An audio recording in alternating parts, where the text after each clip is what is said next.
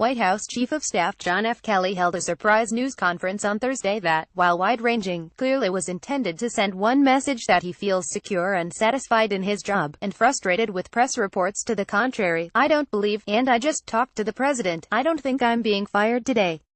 And I am not so frustrated in this job that I'm thinking of leaving," he said jocularly in his first moments at the lectern. "So," he summarized, "unless things change, I'm not quitting, I'm not getting fired, and I don't think he'll fire anyone tomorrow." That the president's chief of staff would take over the daily White House briefing was remarkable evidence of the extent to which the West Wing has been roiled by stories of internal intrigue, and by the president's aggravation with them. Kelly answered reporters' questions for about 30 minutes, longer than most briefings by Press Secretary Sarah Huckabee Sanders, who on Thursday stood off to the side. Kelly addressed weighty issues including North Korea, Iran and immigration.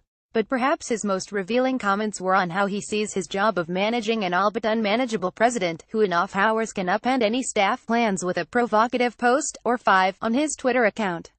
The chief of staff said he was not aware beforehand of Trump's tweets. But, he said, they don't make his job more difficult. Still, he took the opportunity to smooth over the backlash from Trump's tweets that morning threatening a limit to the federal government's help for hurricane-battered Puerto Rico. He also suggested some difference of approach toward both North Korea and Mexico, frequent targets of Trump's tweets and hardline comments.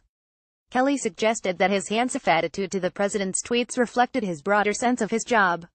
"I was not brought to this job to control anything," he said, "but rather to manage the president's input so he can make the best decisions." A number of news reports have described Kelly as having difficulty managing Trump's penchant for undermining his own policy messages.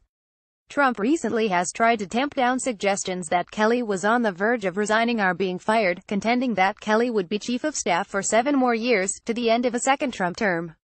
Later Thursday, as he formally nominated Kelly's deputy, Kirstjen Nielsen, as the next Secretary of the Homeland Security Department, the president lauded Kelly as well, calling him "one of the finest people I have ever had the privilege to know." Kelly succeeded the first chief of staff, Reince Priebus, who had not been able to corral Trump's wide-ranging spheres of advisors and confidants. Many of them met or talked with the president without Priebus' knowledge, sometimes influencing Trump to veer off in unexpected ways and making decisions or comments. Kelly initially served as head of the Homeland Security Department, and won plaudits from the president for helping to stem the flow of immigrants across the Mexican border. He also ingratiated himself by taking full responsibility for Trump's troubled first order for a ban on travelers from some mostly Muslim countries. Since he was appointed chief of staff on July 28, Kelly has won good reviews from concerned Republicans on Capitol Hill, though recent praise from Sen. Bob Corker of Tennessee, that Kelly, Defense Secretary James N. Mattis and Secretary of State Rex Tillerson helped prevent chaos from Trump, angered the president. The intense focus on a staff member, even one who is a decorated, retired Marine general, has led to uncomfortable moments for Kelly, which he tried to minimize with humor on Thursday.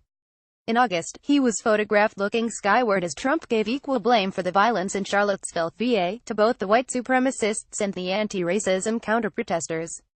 Last month, he was photographed with his hand to his head when Trump, speaking to the United Nations General Assembly, called North Korea's leader Kim Jong-un "Rocket Man." "You guys with the cameras always catch me when I'm thinking hard and it looks like I'm frustrated and mad," Kelly said.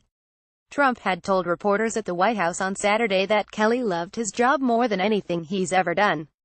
On Thursday, Kelly corrected the president. White House chief of staff is the hardest and most important job he's ever had, but not the best one.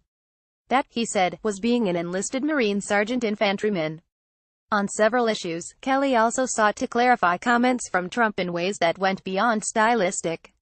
On Puerto Rico, he provided assurance that the federal government would be there long-term to help with rebuilding.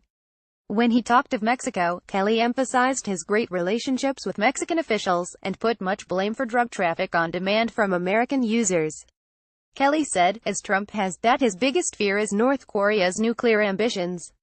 But Kelly explicitly said diplomacy is crucial in dealing with Pyongyang, while Trump has disparaged Tillerson as wasting his time trying to negotiate anything. Brian.Bennett@LawTimes.com, Twitter @ByBrinBennett, Kathleen.Decker@LawTimes.com, Twitter @KathleenDecker. Also, Trump issues order to deregulate health insurance, promising relief from Obamacare. Trump draws a hard line on protection for young immigrants and touts misleading statistics to boost tax plan. John F. Kelly, White House. Donald Trump, Rex Tillerson, Reince Priebus.